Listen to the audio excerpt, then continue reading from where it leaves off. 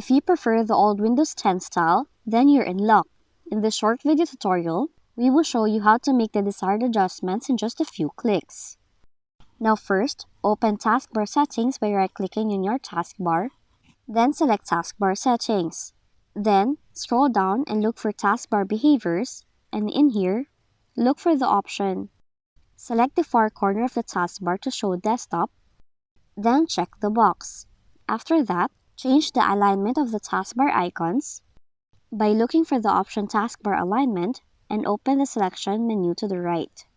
Now from the drop-down menu, select Left, and you can immediately notice that your taskbar icons shift to the left in doing so. Additionally, in Windows 10 style taskbar, there's a search box. So to enable it, still on the taskbar settings, find Taskbar Items, look for the option Search, and select Search box in the selection menu. You'd also turn the options for Copilot, Task View, and Widgets on or off as per your preferences. Now that's how you can customize the Windows 11 taskbar to look like Windows 10 style on your Windows computer. If you found this video helpful, kindly like and subscribe.